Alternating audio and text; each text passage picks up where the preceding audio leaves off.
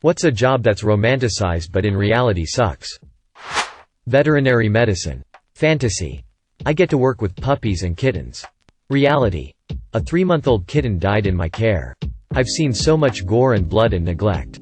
I've sent animals home with invasive cancers because family can't afford treatment.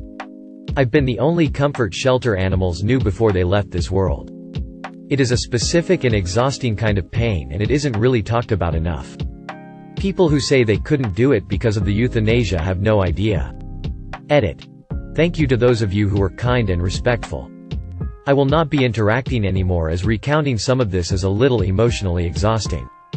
But I'm going to plug this link for anyone. Vet med or not. Have a good night everyone, and be kind to all living things. I strongly suspect being a spy doesn't involve half as many high-tech gadgets and spontaneous sexual intercourse as have been led to believe. Edit. Thanks for all the awards, smiley face. And wow, the way my inbox just blew up, you'd think I'd started an OnlyFans. Architect. You think you'll be designing big fancy iconic buildings. Warehouses. Walmarts. Strip malls. And shitbox apartments all need architects, and that's probably what you'll end up doing. Apparently lifeguard. Because nobody can find them anymore. Computer game development. Especially testing. That is the ass end of an industry that is mostly ass. Everyone used to think it was awesome that I worked in live sports TV. 70% of the people I worked with were miserable pricks with overinflated egos. And then there were the athletes.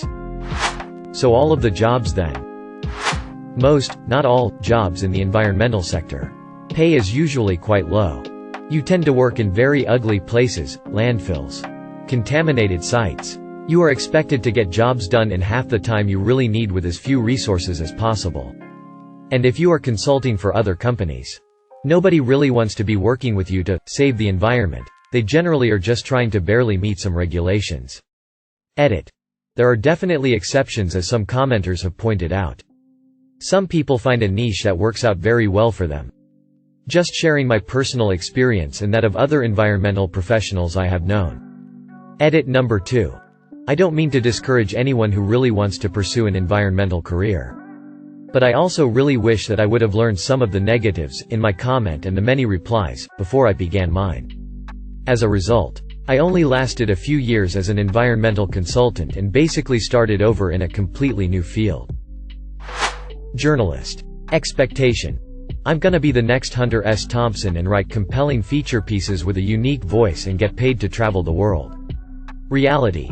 Talking to my editor about how my contact from the cat fashion show won't call me back or do an interview unless we pay them $80 or adopt 2 cats. Game tester. I worked as a game tester for EA for almost 3 years. Here's what it's like. Imagine a game type you don't like. Maybe soccer games. Maybe an RTS. Whatever. You now play that game. 8 hours a day. But you don't play it. You test it. So let's imagine an RTS. You are told to test the resource acquisition systems. All you do is click around and make sure your guys can mine gold and harvest lumber. You click around the map and mine in forest. There is no combat. They've turned that off for your testing. There is no story. Because you just flick from level to test the resource system.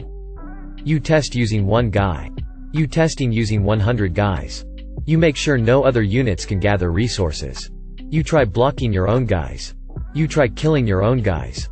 8 hours a day. Every day. For weeks. You enter dozens of bugs. They put out a patch that fixes the bugs. You have to retest every level and every bug to make sure they're all fixed. That's game testing. Lawyer. Number of historic, life-changing, precedent-setting cases participated in. 0. Number of angry, self-entitled, abusive clients wanting to screw each other over. 842. Number of pages of paperwork that sucked up free time and social life. 84. 836. Chef, cook, shit pay. Toxic work environment. Shitty hot working conditions. Megalomaniac, incompetent management and owners. Long shitty hours. Working every weekend and every holiday. The only people you will see regularly are your coworkers. And most people descend into alcoholism or drug abuse to cope. Most people get into it because they're passionate about it. And most bosses will take advantage of this. I spent 10 years in this field. I walked away with nothing other than the knowledge I gained. Then had to re-enter to workforce at the bottom at the age of 30. Been out 5 years now. And started making more money and working less hours within a year. I wish I'd left sooner. Working on a film. If you're crew, it sucks. Long hours for what seem like very slow progress on the picture. Lots of standing around waiting, etc. You arrive well before everyone else and leave after everyone else. If this is an indie production, you also may have to beg, chase down for your pay at the end of each week. Oh, and when the film wraps, you're now unemployed. Ballerina. From what I've understood, being a cowboy is really awful. Archaeologist. Specifically field archaeology. 99% of the time you find absolutely nothing. It's often physically demanding, sometimes grueling. The pay is shit. There are no benefits. You have to constantly travel. There's very little stability. I could go on. Source. Have worked in CRM, cultural resource management, archaeology for several years now. Edit. Holy shit, this blew up. Just wanna stay, in spite of all the bullshit of this field. Still love being an archaeologist and don't really wanna do anything else for a living. But I can't universally recommend this job to everyone in good faith. Doctor. Fantasy. I make lots of money. Everyone respects me. Reality. I watch people die every day. Work exhausting 12-hour shifts. Have crippling depression and multiple addictions. Musician. Show up at club at 5 p.m. or earlier, unload. Setup. Mic check. Wait hours for show to start. Get shitty bar food or local fast food. Play to half-empty room. Tear down. Load into vehicles. Hopefully get paid enough to cover expenses. Leave club 2 to 3 a.m. Covered in sweat and physically exhausted. Either drive to another location or shitty hotel. Lather. Rinse and repeat. It's a grind for 99% of the musicians out there. My god, I miss it though. Lawyers. Everyone thinks that it's like Suits. Reality. Reading papers for hours and running behind clients in order to get them to come to the appointment. Source. My dad. Anything in modern-day publishing. How many television shows and movies must I watch where the plucky young upstart graduates from college and gets a job at the magazine or newspaper of their choice and is respected and can make a living? The pay sucks. You're in constant danger of being laid off when your pub folds. Usually. And it's usually a pretty corporate environment where you're tasked with multiple jobs for little hope of advancement. The names high up on the mastheads are usually those of rich people. And it's because they started off rich and could afford to stay in the industry.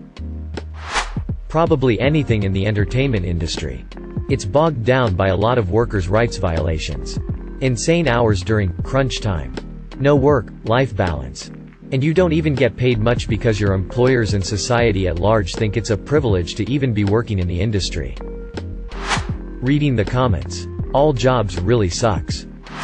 Being a therapist. Too many people I've met get into the field thinking it's how they saw it on TV, affluent white-collar. Own office. Warm, slow-pace environment. Where you get to sit on a nice comfy couch and be like, let's talk about your feelings. That's only if you get to private practice. Which they don't tell you is also like running your own small business.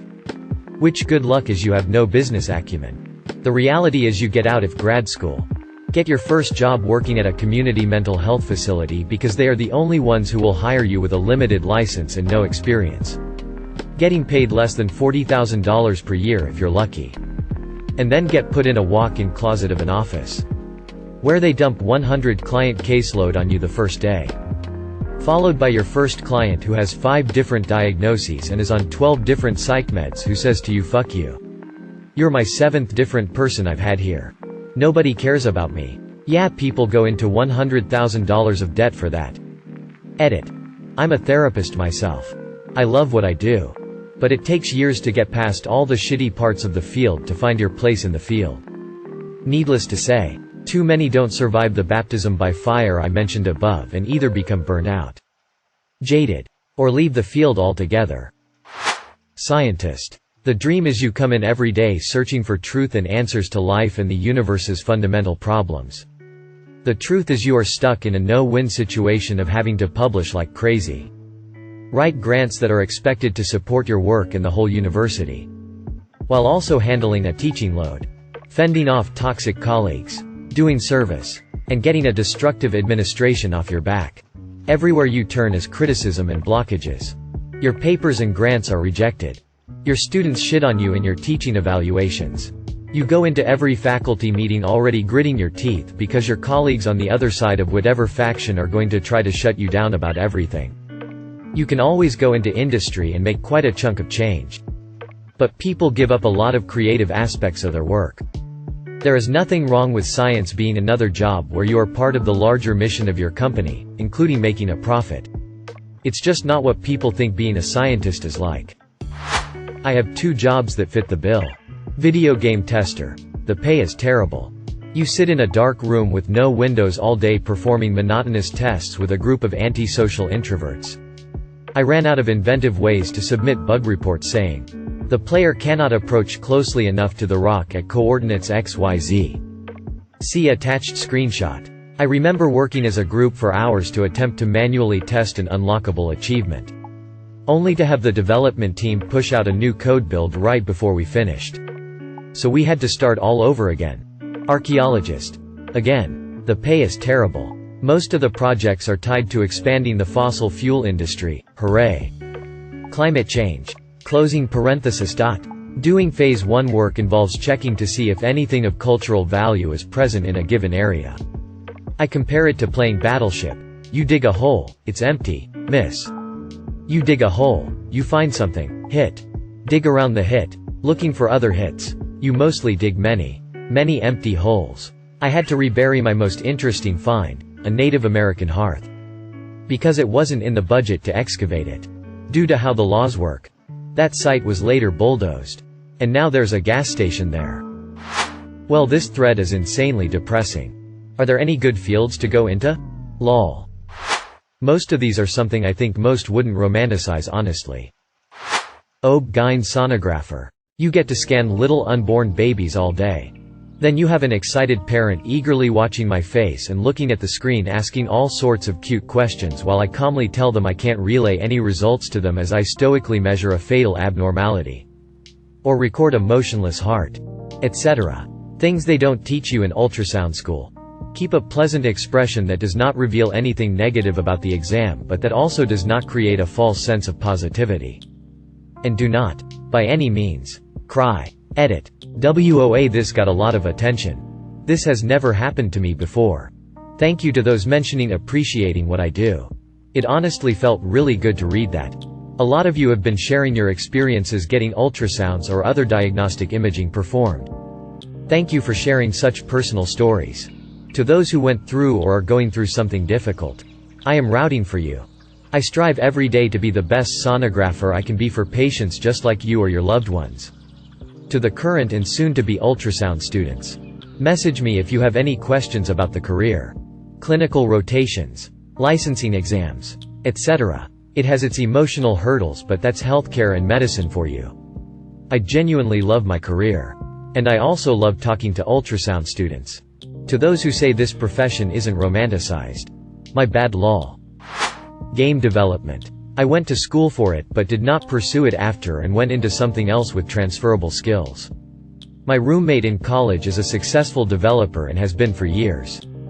He gets fired every time the game comes out and the studio dissolves, which constantly happens. The level of skill required to do his work is about as hard as it gets in terms of programming, yet he gets paid less than a web app developer. Devs are a dime a dozen now since literally every kid goes to school for CS, so if he doesn't like it he can leave because some fresh grad that's willing to work 100 hours a week would be happy to take his place. They need unions. The worst part? He hates gaming now. That's suix. Teacher. Fantasy. EMA change the world one student at a time. Reality. Poor Payne Zoo. I've spent 9 seasons working in Antarctica both as a graduate student and now full-time academic researcher. Everyone I tell this to immediately gets excited. And says something like, "That must be so awesome. I would love to do that." Now. First-year geoscience grad students always get incredibly excited about the possibility of doing field work like this.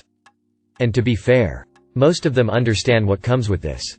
And still want to do it. Heck. That's where I was 15 years ago. And here's the but. For this kind of work, the novelty and romantic cool factor wear off after a couple of days.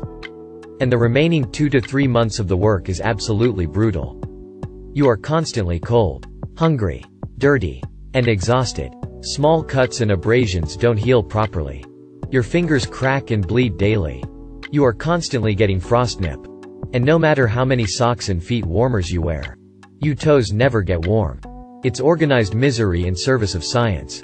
Now if you're like me and are 100% invested in the science, for me it is ice core paleoclimatology. Then it's all worth it. But if you are a 21-year-old college student that just dreams of exploring the great unknown, it can come as an enormous reality check once on continent.